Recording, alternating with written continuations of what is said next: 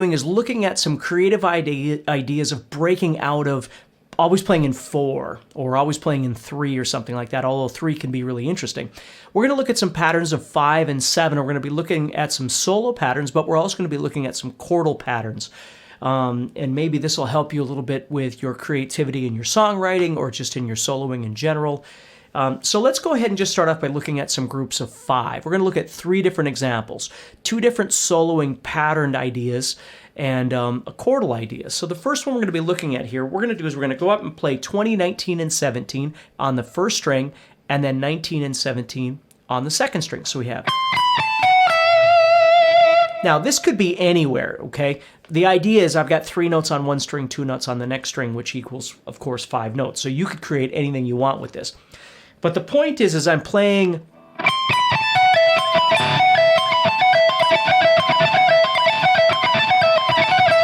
And what makes it weird is if you're alternate picking like I do, the first time around, you'd play down, up, down, up, down.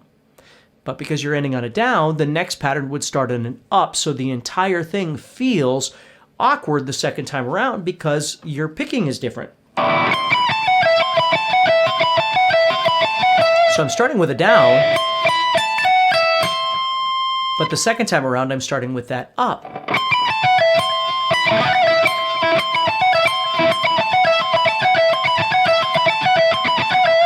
Now, that's how I play these things. I use alternate picking.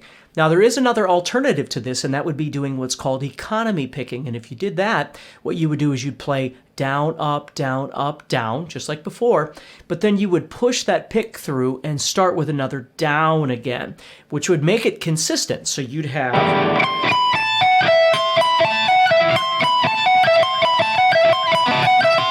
You see how I'm pushing that through? I end with a down, and then I start again with a down.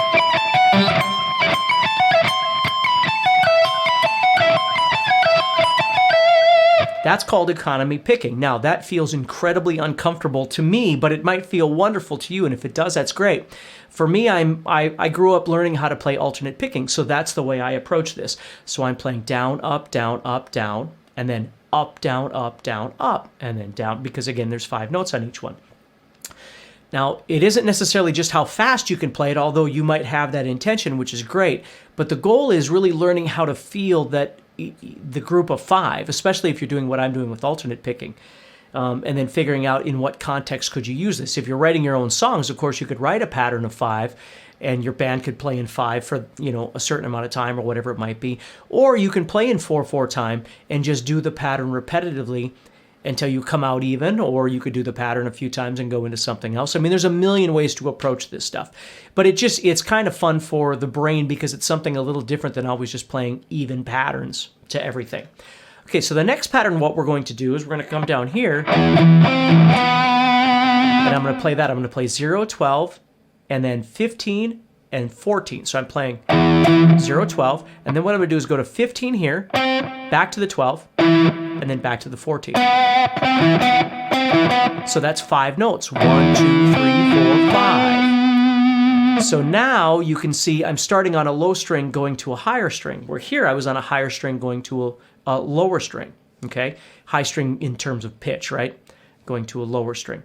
Now I'm on this lower string going to the 5th string. So when I get back, I'm going down, up, down, up, down. Well, I can't economy pick through because I'm not going this direction, so I've got to come back up. So I'm going to go to the 0, sorry about that. And I'm doing that with an upstroke.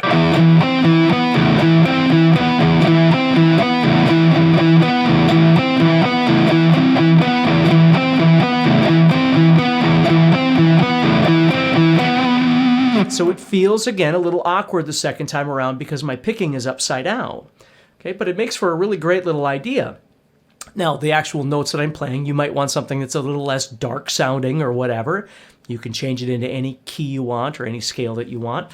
But that's the idea, and trying to get used to that.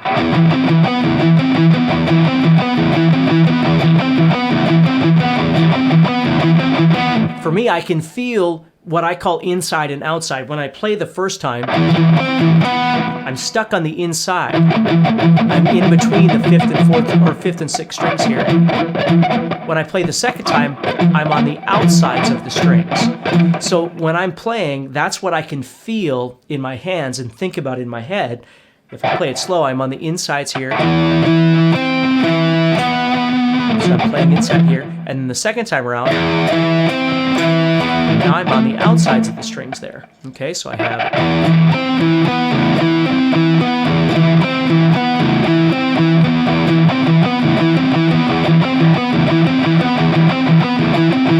So that's what becomes comfortable for me as I play. Now the third example that I'm going to give you is a chordal example. So this one's going to be a little bit different, okay? Go to a clean sound here. And what I'm going to do is create a chordal progression, kind of using just picking through the chords. We can call it an arpeggio, but basically what I'm doing is playing C sharp minor, A, and B, but instead of using those chordal shapes, I'm using something, again, a little more unique to what I like. And so I'm going to be playing 4, 6, 8, and then 0, 0. And then I'm going to play 0, 2, 4, 0, 0 for my A, and then the B is going to be 2, 4, 6. Like that, okay? And these are often referred to as add 9 chords or different things like that, but again, we're not really doing a chordal study right now. We're just looking for some sounds and, most importantly, the way we're picking this. So what I'm going to do is take this first one here, and if I think about it, I've got 5 strings. 1, 2, 3, 4, 5. That's going to be my pattern. So I'm going to keep repeating that.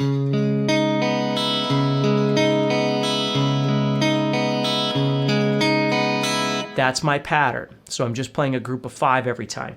Now for me, to make this comfortable for myself, the very last note that I play is actually going to be an upstroke.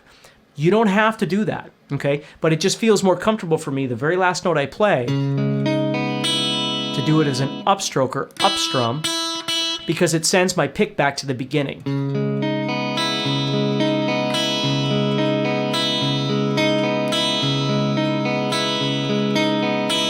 You see? So what I would do is something like maybe do that 4 times.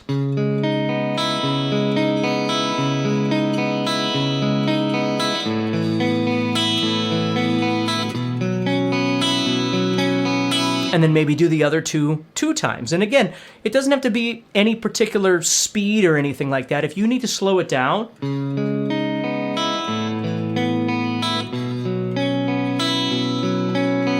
and you want to change the amount that you're doing on each one or something like that, you can come up with some really beautiful ideas by doing something like this.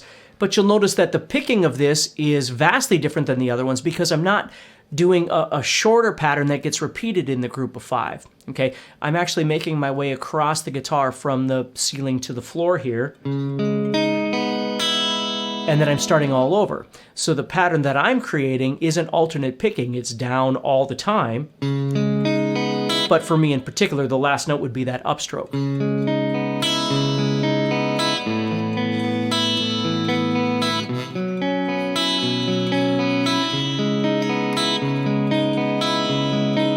You know, you just got to kind of explore it and see what you might like with that. That's half the fun of this, okay? So those would be some ideas that you could do to create something that feels more like a group of 5. Now, when I write, when I play, all these different kinds of things, I love odd groupings like that because they just feel a little bit different. They take a little more practice to get used to, though, which may or may not interest you, okay? And there is no, written rule for how many times to play a certain one or, when to go to something. You just have to learn to explore this a little bit. So what we're going to do is we're now going to look at a pattern, or we're going to take these 3 examples, and we're going to look at patterns of 7 with all of these, okay? So instead of doing this pattern of 5 here, I'm going to turn that into a pattern of 7. I'm going to go back to my distortion here. So here what I'm doing is I'm playing the 2019-17 again, but this time what I'm doing is starting with the 19. So I'm going to go 19, 20, 19, 17. So that's 4 notes, and then I'm going to go to the next string and do 19, 17, which is 3 notes, which equals 7. So if I do this,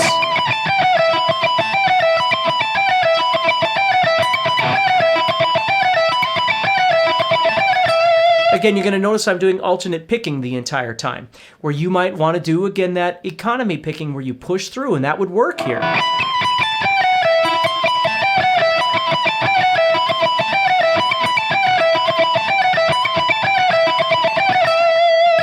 Okay, the second example, we're going to go back down here, but we're just going to elongate this to make it into 7 notes.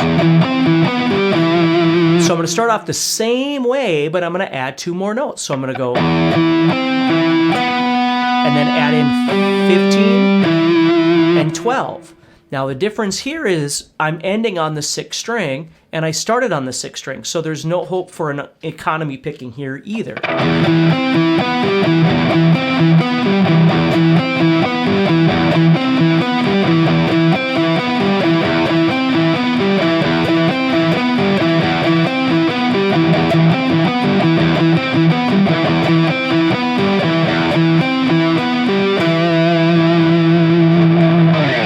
Okay, so that's how you could approach something like that and making that into a group of 7. Now you could go between 5 and 7 or do whatever it is that you'd like to do. Okay, so let's look at the next one here. Go back to my clean channel. Okay, now here I had that group of 5. Well, now I'm going to make a group of 7, and all I'm going to do is continue on with my arpeggiation. I'm going toward the floor. Well, I'm just going to come back up toward the ceiling until I get my 7 notes. So now what I've got here is 1, 2, 3, 4, 5, 6, 7. I'm just going to the 2nd and 3rd strings here.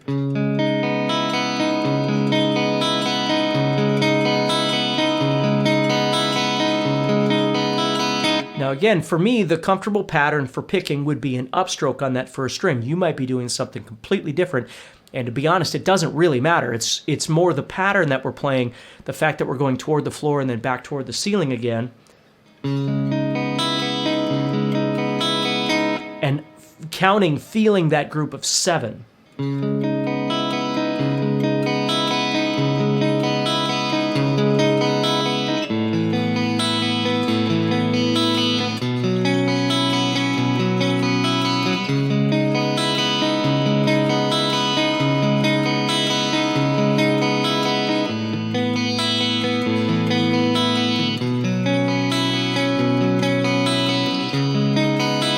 It just sounds so neat, and with chords like these, it just sounds kind of ethereal, and I love the fact that that group of 7, I like 7 because it's a little bit longer. It takes a little while to get through it, a bit more than the 5, so it doesn't feel as rushed to me, but that's, again, a personal preference. But these are really great ideas for you to explore and see what kinds of things you can come up that break you out of the normal things you find yourself doing and getting bored with, and then see if you can come up with something more interesting and exciting.